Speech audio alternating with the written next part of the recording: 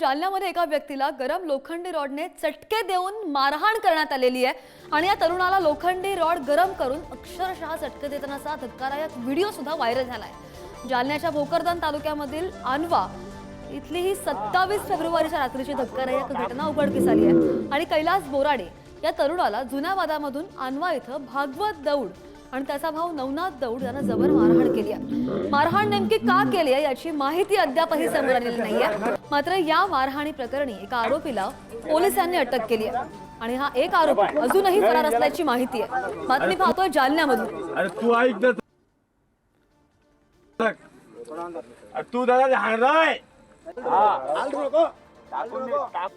आणि दृश्य जर आपण पाहू शकत असू तर अगदी अंगावर काटे येण्यासारखी ही दृश्य आहेत। या संदर्भात एक आरोपी अटकेत आहे आणि एक आरोपी अजूनही फरार आहे। या सळईने चटके दिलेले आहेत या व्यक्तीला। गरम केलाय हा रॉड आणि अंगाला चटके दिल्याची ही दृश्य।